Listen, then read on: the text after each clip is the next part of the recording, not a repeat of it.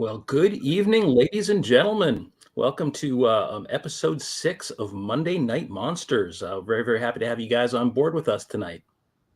It's Monday again, my friend, and I'm excited about this show for a couple reasons. Number one is I've never spoken about this subject before in my rounds as a podcaster, so I'm looking forward to that. But the second reason I'm excited is this show was actually suggested by one of our listeners last week, and I It like was to get the indeed. listeners involved. So, like that, hey, we'll put on whatever these folks want to hear. Absolutely. Once again, for those of you who might be new to the channel, I am Christopher Rondina. I am a legend hunter, a monster lover ever since I was a young whippersnapper, and I'm an author. Ron? Exactly the same thing. Yes, Yeah. that's right. Folklorist, historian, writer. Like to pursue things that go bump in the night. I like to find out the origins of all these stories. I find that much more fascinating than a lot of the litany of sightings that go on. And that's what I like about you so much, Christopher, is that we delve deeply down that rabbit hole to find out at least a little bit of where these things originated. Exactly. I think the truth is that mythology, folklore, legends, almost all of these have a kernel of truth to them. And while some of them may not have a supernatural component, and some of them may, at the core of almost all of them is something very tangible and very Yep. real. And it's fun to sort of peel back the sort of the layers of the sort of great onion of mystery behind some of these things, and and get to the heart of them and where they began. It's And it's very visceral. Yeah, very visceral as well too. We talk about the idea of the collective unconscious, and we as humanity have all of these types of archetypes embroidered into our very DNA. And I think it's exciting to look at it from that perspective. So many people talk about going out there. The idea of boots on the ground, going out there looking for tracks and hooping and hollowing and knocking on trees. And that's all fine and dandy, and I've done that myself as well. But also, there's something to be said about scouring those recesses of the mind that very few people wonder. All right. And by the way, Marianne, Jeff, welcome aboard. Glad to have you guys back as always. Marianne, I think that was your idea to do the Wendigo show, and we both thought that was a fantastic idea. So a fantastic suggestion, and thank you so much. So, of course, in case you missed it, that's exactly what we're going to be talking about tonight. Is an extraordinary piece of indigenous Native American myth, the story and the legend of the Wendigo. But before we get too deep into this, I want to put in a disclaimer, and it is that, first of all, I certainly do not claim to be an expert in Native American spirituality, Native American culture. But the one thing that I know, and I think Ron, you'll agree with me on this, is that there's no simple way to boil down the various indigenous peoples of this country. They were very different groups, different nations, different languages, and there is no one size fits all in Native American belief. We're not here trying to appropriate anyone's culture or sort of define something that is outside of our experience. We just want to talk a little bit about the actual folklore connected with this, and do it in as sort of respectful of a way as possible. I think that's the best way to do it, and that's a great disclaimer. As a matter of fact, we're kind of the Cliff Note version of this. That Absolutely. yeah, that's the way we go. I remember about 4 years ago, I was up in the Upper Peninsula of Michigan, and I was speaking to Ojibwa Nation up there whenever I was writing my book on the monsters of the Great Lakes. And this subject did indeed come up. And it's very fascinating to find out how varied it is. I mean, there are common elements to this, of course, but it's also varied from region to region. And there's no way that you and I could do this justice in 1 hour. There's just no, and nor are we, ethnoarchaeologists of any kind either. But we can at least, kind of point out some of the similarities that is involved in this great creature known as the Wendigo.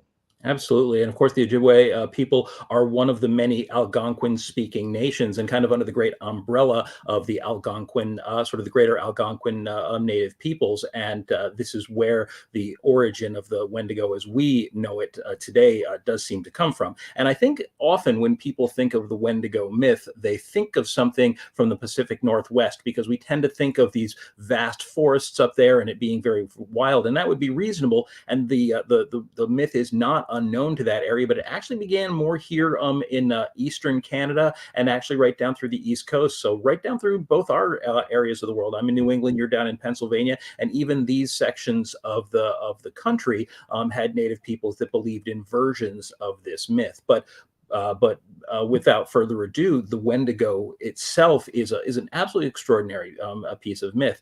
It's sort of a winter myth, and the Wendigo is a creature. It's basically a spirit that is the absolute personification of winter, of hunger, of need, and of greed. And in most versions of the myth, it's a fairly sinister being. It's sinister, or at the very least, a force of nature. And so the Wendigo, generally speaking, is considered to be an evil or a wicked creature. And I usually have a little quick intro here, and I'll read this for you. So the Wendigo is a spirit from Algonquin legend, which can possess a person who is weakened by hunger, by acts of selfishness and evil, and it personifies winter, starvation, greed, and cannibalism. One of the greatest taboos in in sort of the human experience. It is eternally hungry, never satisfied, no matter how much it devours. In fact, one of the strangest and most fascinating aspects of the Wendigo legend is the more it consumes, the more it grows, and it becomes emptier. So as it consumes, it actually becomes hungrier. It's a really terrifying thought, and sort of a very primal force. Right. And because it encompasses so many of these dark, heinous things about the human nature, it's also that skeleton in our collective closets. It's something you keep away from it, but it's a part of really who we are as human beings. And we can look at these kind of myths, even as we will later, in Africa, in Asia, and in Europe. It is part of those cultures as well. It just goes by different names. It is. And Jeff, actually, by the way, Jeff, that's a great question. How can anyone be an expert in creatures that have changed and evolved over the years? And the truth is that there is usually no one definitive myth. There may be a sort of an origin point to these myths, but they do evolve. And that's actually something we're going to talk about with the Wendigo story today, because the Wendigo myth has evolved dramatically over the course of the last 400 or 500 years, especially as European influence came into the New World. And that's something we're going to address directly this evening. So that's a great question. Right. Yeah. Jeff also brought up a good point as well, too. I think the reason why we have this disclaimer is that so many of these shows blatantly put forth a bit of a culture of appropriation. They think that we can go in there and, we read a textbook and we understand exactly what these myths and legends meant to a people. And it's something that's intrinsically part of that culture. And we are on the outside looking in, and there's no way possible we can even come close to what this was part of their collective imagination at the time, or is even to this day. So we're not going to appropriate anything. We're simply going to take a gander in there and see what we can see. Very much.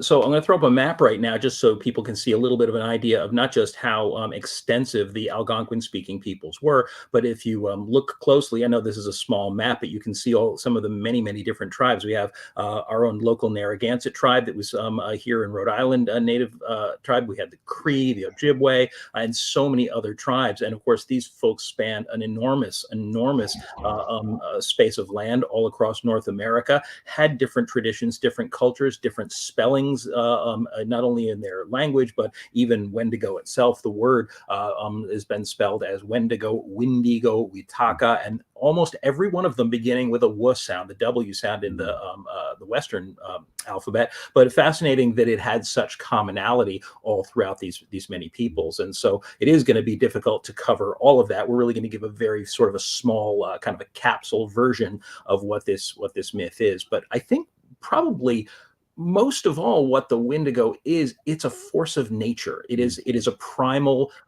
force, and depending on the mythology, there is a kind of an almost godlike Wendigo spirit. They say that when you're on a wintry night, when the wind is blowing and the ice is falling from the sky, and you hear the rattling of the trees, it's actually the sound of the Wendigo moving through the branches. When you hear the howling of the wind, it's the Wendigo screeching in hunger. And so it was an absolute primal force to these people, and that force, of course, as with any force, affects the human condition. And people affected by that sort of brutality of winter and starvation became ones who would become Wendigo, who become infected in a sense. And that's one of the interesting things about the Wendigo myth, is that it doesn't necessarily, at least the word, differentiate between the force itself, the spirit of the Wendigo, and then the possessed humans who sort of become Wendigo as well. They're one and the same. Yes, whenever I was dealing with the Ojibwa, I actually asked because Shakespeare said, "What's in a name?" And whenever it comes to research, I always like to look at the origins of the name, and even the origins is a bit shady about where it comes from. But the closest that I could get, at least with the folks that I was able to interview, is the name simply refers to a monster. For quick translation terms, it's their idea of some sort of monster out there, and I think that that's an adequate term to use here as well too. Also, whenever we're dealing with winter, we think about it being an inconvenience and having to put snow tires on your car. But whenever you're dealing with a hunter-gatherer culture, this is one of those very trying times, isn't it?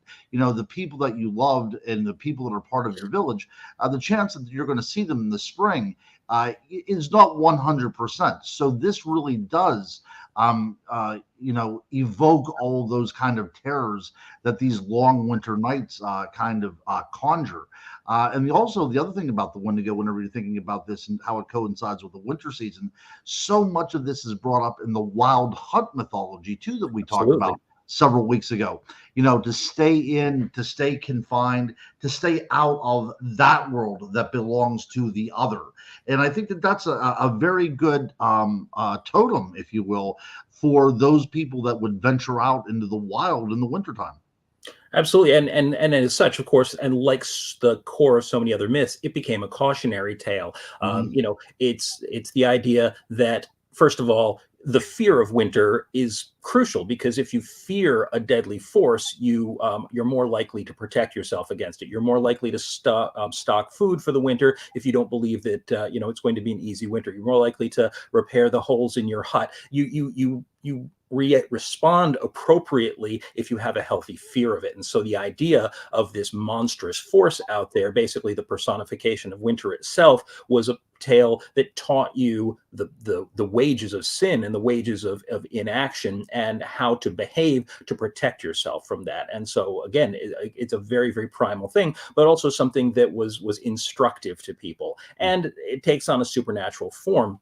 I actually think one of the interesting things about the Wendigo in its human form is a human Wendigo, once a person has committed one of these crimes, the kind of crimes that would lead to becoming, that would be stealing from stealing from people in your tribe, or even from another tribe. If you stole food that would prevent them from getting through the winter, that's an act of evil. Choosing to abandon the elderly, and of course, acts of cannibalism. These kind of things were crimes that were detrimental to your tribe, and as a result, you would become possessed, and you would become this emaciated, almost skeletal, very feral creature, very animalistic. Things about the Wendigo that are fascinating is that, again, because it remains eternally hungry, no matter how much it eats, it is always emaciated, and they tended to become enormous because, as we mentioned earlier, they grow and they grow as they continue to eat. They could move like absolute like the wind. I think one of the reasons the name Wendigo is often so associated with wind is that it sounds like that. But they say that they could move as fast as the wind. They could become invisible. Wendigo could mimic the sound of a loved one and actually lure you away from your camp so that you would go out into the woods and be devoured by it. And in being so eternally hungry, this image is a great example of this. They would constantly chew at their own lips. And so the Wendigo traditionally had its lips in tatters and basically its bloody teeth exposed. So a truly horrific, monstrous, monstrous creature, and one that would very reasonably instill fear in people. And again, fear of making those deadly mistakes in the wintertime. Right. In a pre-Judeo-Christian culture, without the idea of sin and without the idea of structured good and evil, these are not only crimes, but they are injustices against humanity. These are very inhumane things. Whenever you take from somebody or you do not provide for somebody, so I think that we see a very core of that kind of process as well too. And of course, I don't want to be the first one to say I think we got a demon here, but let me be the first one to say, this might be a demonic thing as well, too. That's of course coming from a culture that, as I said before, that is based upon Christian values and Judaic values. But whenever we're dealing with Aboriginal thoughts as well, too, the idea of the demon is also active in that as well. So if you could have an evil that's present within the aspects of nature, this is close to as the demonic as you're going to possibly get. It's very, very true. And in fact, the Wendigo is a possessing spirit. I mean, Mm, the language, obviously wouldn't have been in the English language, but the basic term that they would use would that you would be possessed by the spirit of the mm, Wendigo, very much the way that Western culture would view something demonic. And mm, certainly Native cultures were not, they were not unfamiliar with the concept of spirits that would take over the body, and mm, so very much the way we would see demons in mm, in Western culture. In fact, one of the things about human culture in general is that there's always been a belief, and it seems to be common in virtually every culture globally, that corruption of the soul begins to manifest on the outside of the body, that a corrupt external body indicates a corrupt soul. Now, that might seem very judgmental because obviously there are people whose bodies are, deformed in some way, and they have often through history been labeled as demonically possessed or in some way corrupt. But even still, this thought is very, very common, or this concept is very, very common, that corrupted soul manifests externally and again can turn you into a literal monster, from a man into a monster. mm, Um, Now, in the throughout, I mean, obviously, we don't know exactly how far back the legend of the Wendigo goes in with the native people, but the first exposure we had to it with European culture was in the 1600s. In the 17th century, we had the very first Europeans coming over here, and a lot of people colonizing Canada, Nova Scotia, areas of North America, doing fur trapping and things like that. And it wasn't long before they encountered the native peoples, started trading with them, and began to absorb some of their legends. And the first Europeans who heard of the Wendigo myth actually found some familiarity with it. They while we didn't precisely, when I say we, I mean the European peoples didn't have the Wendigo. As soon as the story was brought to the European people, they instantly believed that they recognized it. And the first known reference to the story in European language was from a French document or series of documents called the Relations of the Jesuits. And in the early 1660s, there were dozens of volumes of these books dating back for about 80 years. But in the 1660s, one of them wrote about the Wendigo myth and how it had affected even their own people. And that's what's fascinating about it, is that they actually wrote about it affecting their own people. They said, oh, hang on, sorry, jumping in here. So this makes them so ravenous for human flesh that they pounce upon women, children, and even upon men like veritable werewolves, and devour them voraciously without being able to appease or glut their appetite, ever seeking for fresh prey. Now, they instantly believed that this myth was effectively the same myth as what the French would call the loup-garou, the werewolf. And what's interesting about that is that they didn't hesitate to adopt that belief into their world. And so the loup-garou and the Wendigo became intertwined. And actually, really, ever since then in Western culture, we've combined or associated these two ideas. But I want to quickly throw up the the earlier shot again, because down at the bottom, it's much smaller. I didn't highlight it, but it says this ailment attacked our deputies, and as death is the sole remedy amongst these simple people, checking such acts required the killing of people. They actually believe that these people became so possessed of the Wendigo spirit, these were Europeans, that they had to be killed to stop them from killing. So it's extraordinary to think that this was something that was seemed to be actually affecting living people in the real world, not a myth anymore, but something that the Jesuits were writing about as actual events. right. And if I'm not mistaken, and I don't believe that I am, but I think the last person that was actually killed because they were believed to be a Wendigo was sometime in the late 1800s, if I'm not mistaken. I think that I know that fact from somewhere, but that was something. I mean, you think about that. I mean, that is something that was so pervasive that somebody would actually take a life as late as that.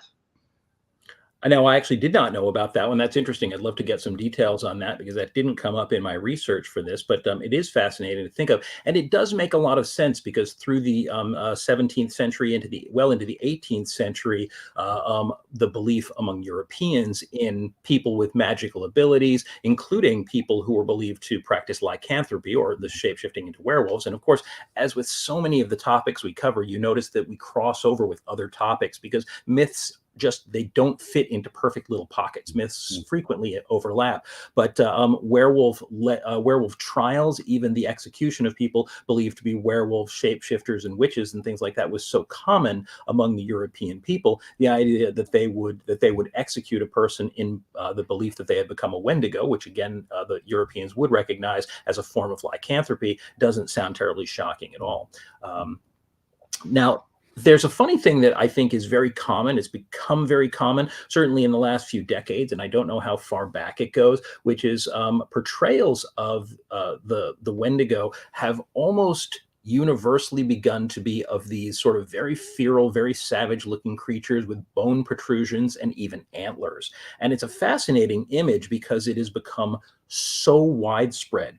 And what's interesting about it is that there doesn't seem to be a reason for this or an origin for this in the native myths. And there are people who have suggested that this particular portrayal of the Wendigo spirit, which again has become incredibly common in pop culture, actually traces back to a movie called The Wendigo that actually was only made about 20 years ago that portrayed a Wendigo spirit almost entirely constructed of the bones of deer with antlers. But there's actually probably some reason that this might have been a sort of a visual image that would become common with Europeans or popular with Europeans. And I think that we would have associated, among other things, the Wendigo myth with the kind of wild man myth.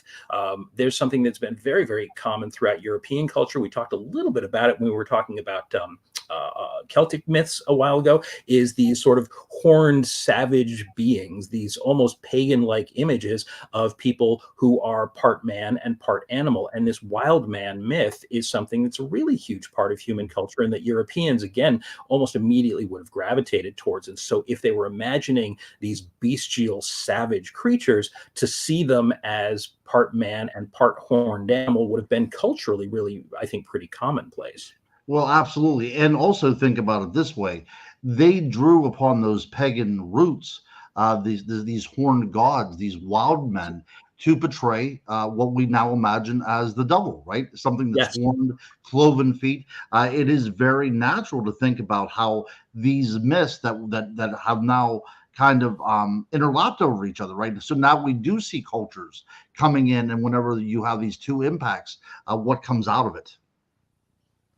The thing about the wild man myth too is that it almost always coincides with very much of the same thing that we're talking about with the Wendigo myth. They're people who have sort of lost their humanity, returned to nature. They were frequently considered to be flesh eaters, cannibalistic, and often considered to be men. And it's interesting, by the way, when we say men, we are referring most often to just humanity in general. I'm not trying to be sexist or anything, but in most of these old legends, because of the way genders were seen at different times, I think we discussed this at one point during the werewolf program, is that the genders were seen as having different magical paths, and the savagery and the animalistic nature tended to be associated with men. And so most often these are actually legends about male creatures, although curiously enough, it's said that when a person is possessed by a Wendigo spirit and actually becomes Wendigo, they lose all gender. They become a genderless creature.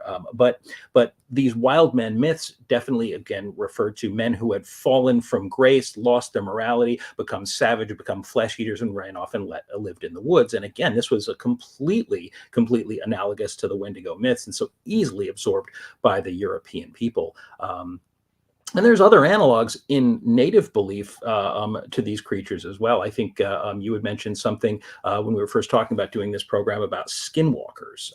Skinwalkers, again, a native shape-shifting legend. These are supposed to be witches, effectively. Well, witch being, of course, the European term for how we would understand it, but magical shamanic beings almost always malicious, malevolent, who would wear animal skins and take on the abilities of animals, even completely transform into animals in order to do wickedness. So once again, we're flashing back to some of our earlier topics, but the idea of shamanic skinwalking and transforming and even consuming children and people was something that was actually very common in some of the darker Native American myths across the nation. Yeah. And one of the attributes of the skinwalker now, because people do report encounters with these creatures. The Skinwalker Ranch was a very popular program on television there for a while.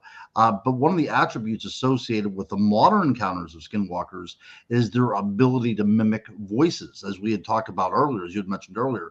So to hear a woman crying or a baby crying or somebody just hollering out a greeting, that is often heard as a way to lure a victim off the trail into the domain of the Wendigo or the shapeshifter.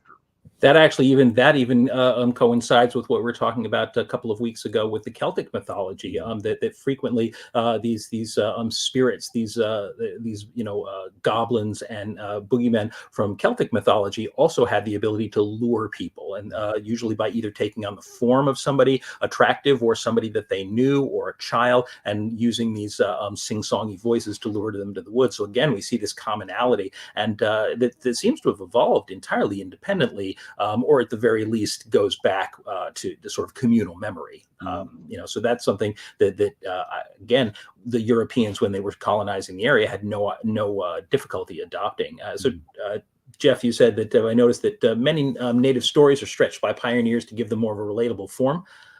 I think that honestly, while that's true, I think that the reason that they stretched and elaborated on these stories wasn't even necessarily to make them more relatable, was to make them more terrifying.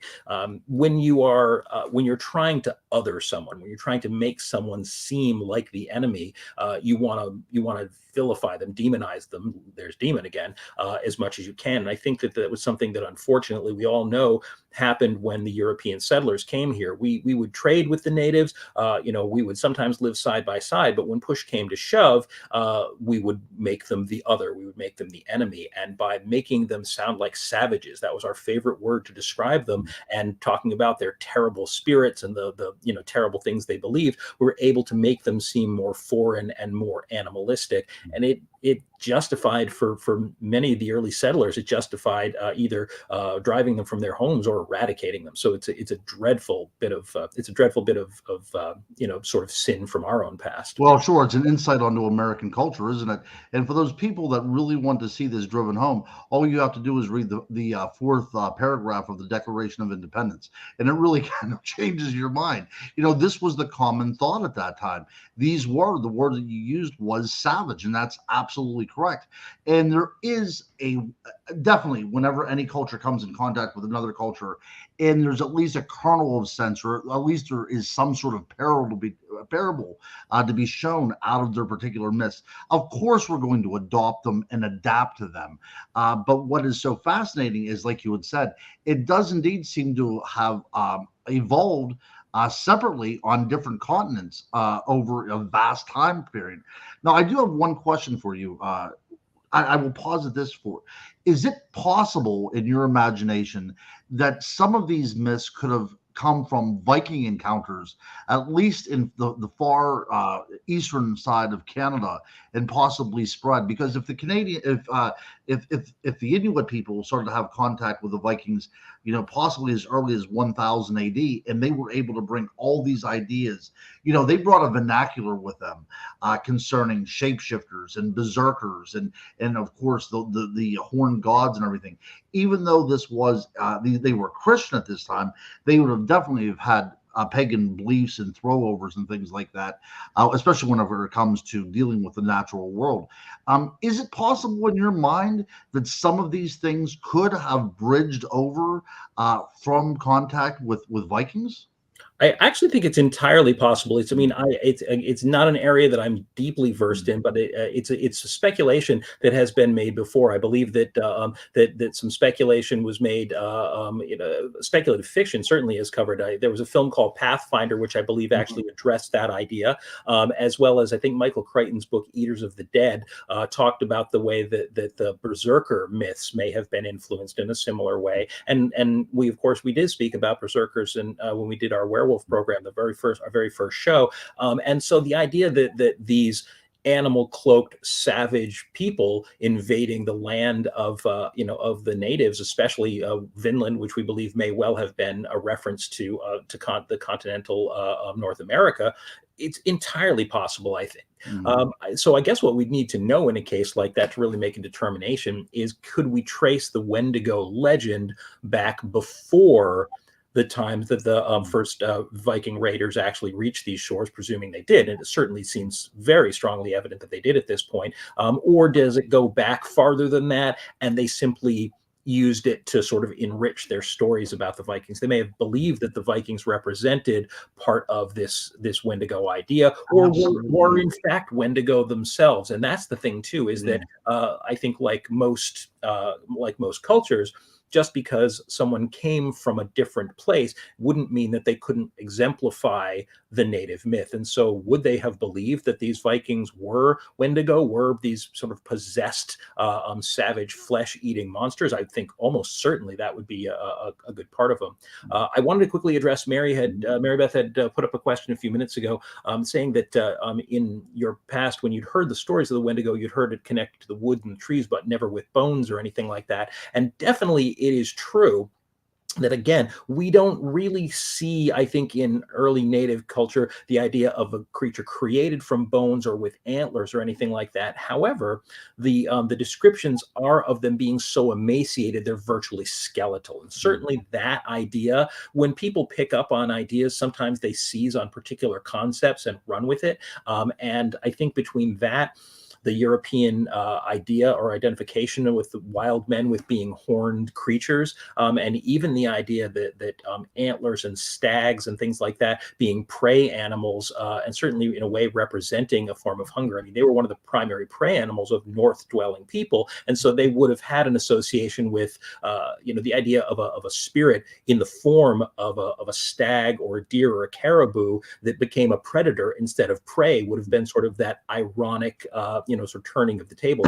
So it's possible that that's where it came from, but I also don't discount the idea that it's a fairly modern invention. It certainly has caught fire. I mean, it's a very, very big part of how the Wendigo is seen today. And like most myths, they do evolve. And so I don't know that we'll ever divest the Wendigo of this antlered concept. It's certainly a very striking image. And the idea of it being bones as well too. The personification of death itself. When we think about the Grim Reaper, we always think about this cloaked figure with a skeletal face. So it's the bringer of death as well too. I mean, it is something that is part of who we are. Whenever we see a skeleton, we automatically assume that it has something to do with the other, the other realm, and it's coming into our world. And what else? As you had said at the very onset, these creatures never are benign creatures. There's always a malignancy to them. And I think that is one of the reasons why, is because it has so much tie in with death itself. It is, and it's interesting because the death connection and the evil is, it's a banal evil. It's an evil of sort of the cruelty of nature rather than a specific malevolence. It's not necessarily that the Wendigo seeks to do evil; it's simply seeking to sate its hunger. Mm. And so it is, again, a personification of a force of nature. But nature is cruel. Nature is heartless. Nature doesn't, differentiate between the young and the old. When it claims somebody, nature doesn't seem to have mercy. And because of that, nature has often been seen as evil. But what's, I think, intriguing about that is that we don't imagine native indigenous cultures seeing that. We tend to imagine, and there is certainly a large degree of truth to this, that native cultures lived much closer to the land and had a very magical belief system. And so we tend to imagine, I think, in this new age, popular new age ideas, that it was all sweetness and light, that everything was good and all parts of nature were equally, lovely, and they were in harmony with them. But of course, like anyone else, natives didn't want to starve to death in the winter. They didn't want to fall off a cliff or be gored by a caribou on a hunt. They saw that there was bad in nature, and they were able to personify that too. So nature, even to the Native Americans, was not all goodness. They had their evil entities, the skinwalkers and the trickster spirits that could lure you to your death. And there was definitely a dark side to Native mythology as well. Yeah, and the other thing is getting back to the idea of the werewolf. Even the person, that says their prayers by night can still come under the influence of this, right? I mean, even a person that's good of heart can still be possessed by these creatures and become something that they never dreamt that they were ever going to be. It's not like they pursued it; they become it.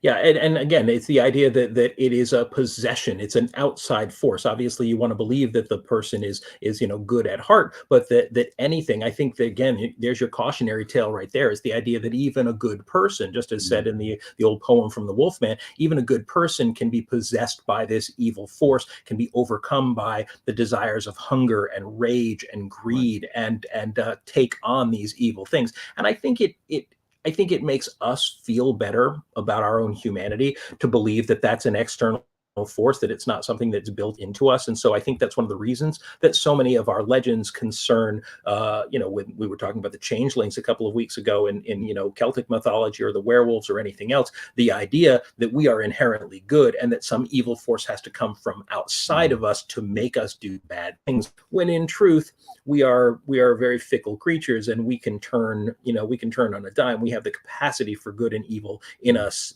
every bit as much. And so, but those myths help us. I think they help us process those things and feel like at the end of the day, we are worthwhile creatures. Right. And the idea about cannibalism as well, too. The idea that we can be so, at such a dire strait to turn to eat our own.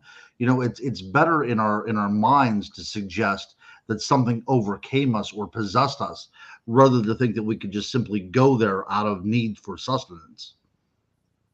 Sorry, I'm quickly reading a couple of comments to see if we had any questions I wanted to get to. I wanted to point out here that my friend John was on, and he was talking about something that, John, we're going to get to the subject of Athakwa in just a moment. So if you just have a little patience, I don't want to jump the gun on that one, but it's a great reference there. And let's see. I'm sorry again. I have ADD, folks. So when I'm reading the question, sometimes I can lose track of where I am here. But so Mary Beth was saying that she enjoys arguments against reanimating the dead in the game I play. Now you got to tell me what game this is, because of course I'm an abject gamer myself. But yes, the idea of cannibalism is one of the greatest taboos in human, in sort of human culture globally. And the idea that this particular taboo was considered to be so sacred, even among the native peoples, that they wanted you to know that if you resorted to that you would be irreversibly tainted by evil. And that's something that does pop up not only in the Wendigo myth, but it is very, very prominent in the werewolf myth as well. And in fact, in many cases, the werewolf stories, and very probably the Wendigo stories, may have arisen from cases where a person under desperate circumstances actually did turn to cannibalism. Obviously, we want to believe that nobody turns to cannibalism willingly, but there were certainly times, I'm sure, that people, even in native cultures, there had to be people who were emotionally disturbed and may have committed these acts without the need to do it. But certainly also, again, the reason that these creatures are considered creatures of winter and ice and snow and desperation is because these were the times when people would be forced sometimes to take these desperate measures. And they're not alone in human culture. There are analogs in cultures all over the world. The Tibetan Yeti and then the Siberian Chuchuna, both very, very similar creatures. The Yeti a little bit more associated with maybe with what we would consider our North American Bigfoot myths, but still the idea of this savage, wild creature. We think of them today, I think, as ape-like, but they are supposed to be cannibalistic or at least flesh-eating, wandering the snowy mountains. Again, very much a creature of ice and snow and remote locations. And the Chuchuna is an interesting one from Siberian myth because it is a hugely, exaggeratedly large man who wears animal pelts, but is still actually seen to be human, and again will capture or lure people from unsuspecting villages who wander into the woods and consume them whole. So these are very, very similar to the idea, although maybe a little bit more mortal, a little bit more corporeal than the Wendigo myth, because they don't necessarily involve spirits. But it's not uncommon to find these myths in different places all over the world. Now, I'm sure that there are countries farther out into Asia that have very, very similar myths to these as well. Yeah, the thing about Yeti is that we so often look at it as just a cut and dry Bigfoot, but in that particular culture, these are indeed spiritual animals that, or spiritual beings, I should say, that straddle the line between reality and the other side.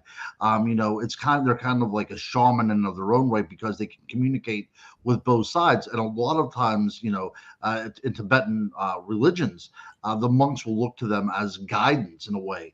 But the Yeti, for thousands of years, I'm sure, part of their oral tradition, up until very recent times, until the Western world took over, they were seen as capable of disappearing and reappearing at will, to assume other shapes. There's also that shape shifting attribute to the Yeti as well. So, I mean, in that particular culture, yes, indeed, they do take the place of the Wendigo that we see here in North America.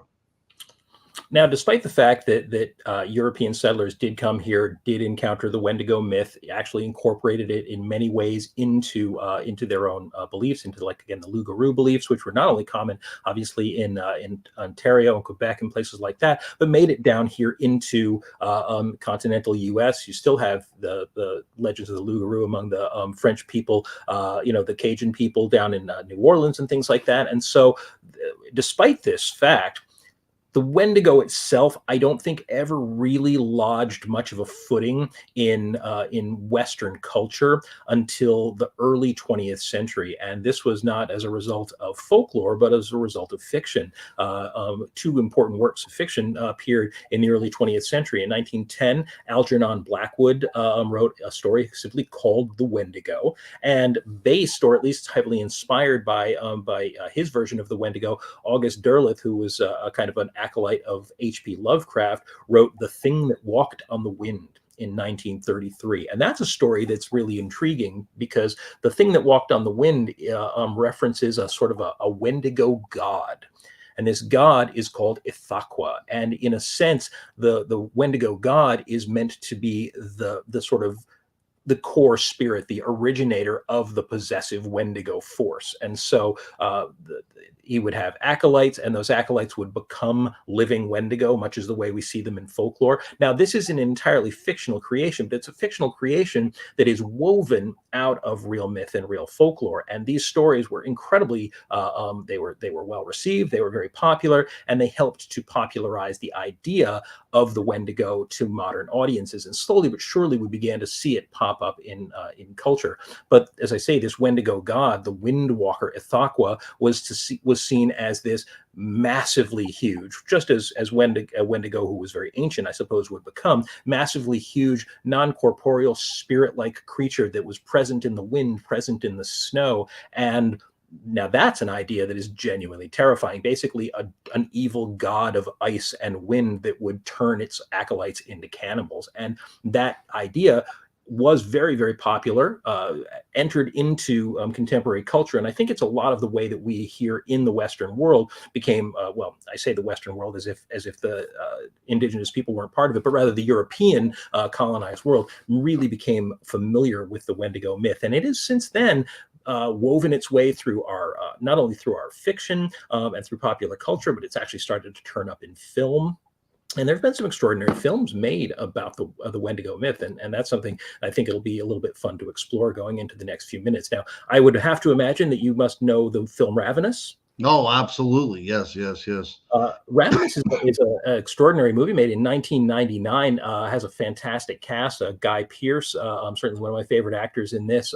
But this is a movie that is interesting because it treads the line between sort of a serial killer film and a supernatural film. And it's actually inspired not only in part by Wendigo mythology, but also inspired in large part by a real event, which I'm sure some of you out there are familiar with, the Donner Expedition. The Donner Party were a group of settlers who in the 1840s left from Missouri on their way to California, but they made some terrible miscalculations. They decided to take an alternate route that was an untried route. They ran into truly brutal winter conditions and ended up trapped in, I believe it was in Nevada eventually. After several months, the trip should have taken 6 months. It ended up taking over a year for the few survivors to get there. But those who became trapped in the mountains in this terrible, terrible blizzard began to die one by one, and are very, very well known for having been forced into cannibalism in order to survive. And so it's a dreadful story, but a very true one,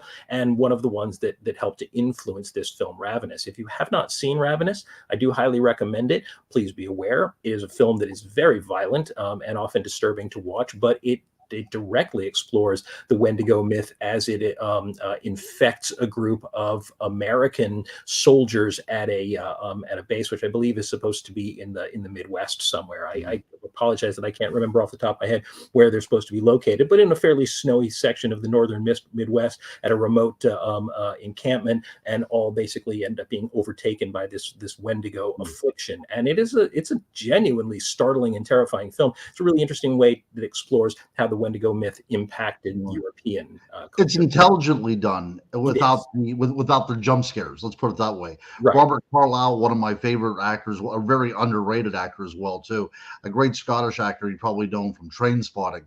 But yeah, it's a really remarkable movie. And I think to get to the actual, the truth of what the Wendigo legend suggests is indeed this fantastic film called Ravenous.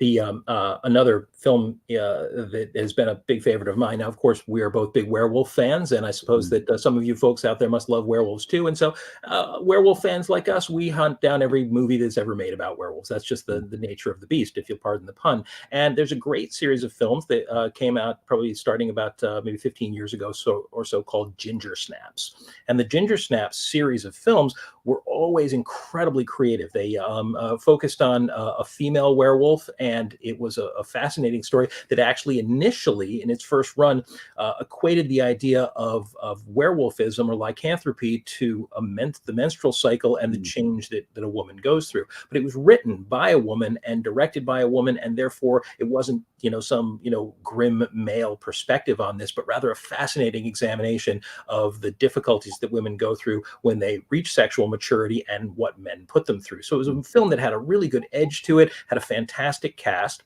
was popular enough that it spawned a couple of sequels. But the third film in the series decided to do something kind of interesting. They called it Ginger Snaps Back, which is a clever title, and it went back to the 1800s, the mid 19th century, and it focused on a trading post in the Canadian wilderness. And these two young women show up one day, somehow having made their way safely through the woods, only to find that about half of the camp is empty because their trading expedition that they would send out every spring never made it back. And it turns out that they were overtaken by the Wendigo sickness and have all basically become werewolves. And this is one of the films that beautifully blends the idea of the Wendigo myth, native belief, and the werewolf myth. And it's a fascinating film. It's well made, a film that's made on a very small budget but manages to look excellent. And so once again, this is one that if you are fascinated by the Wendigo myth, werewolf mythology, it's one that I would highly recommend. I'm a huge fan of period horror, films set in the 18th and 19th century. Absolutely my personal favorite, but one that I don't think that anyone should miss. Again, what the Wendigo has begun to really, it's begun to really solidify its place, I think, in Western American culture, and that's fascinating for a movie that, for a legend that traces itself back to Native American belief systems. But Wendigo, we spoke about early on, 1999. This is one of the ones that probably established the concept of the Wendigo as having antlers or even being sort of created of bone. A very recent film that's gotten some buzz, simply called Antlers. This is a movie that I have to say, if you have a chance to see Antlers, this is another one that it's a little disturbing. It's got some very, very dark imagery and dark ideas, but really clever because it draws on exactly that concept of hunger, of need, of poverty, and it's actually set in a little town in Oregon that is clearly economically depressed. People there, barely making it by, and the idea of, again, the Wendigo contagion sort of making its way into these people who have this sort of eternal hunger and need. And so, again, one that I would highly recommend if anyone, if anyone is a film buff and doesn't mind a little bit of gore, a little bit of disturbing imagery. But then again, that's the nature of horror. And if you're here, I imagine that you're probably a fan of that kind of stuff. Yeah, that's right. Monday Night Monsters. I want to get back to Ginger Snaps back. Oh, sure. Yeah, one of my favorite werewolf movies. But what's so cool about this movie as well too is that you do see that Native American influence in there as well. There is a witch in there, so the idea that there's cultures clashing is very intrinsic in this movie as well too. It's an integral part of this movie as well.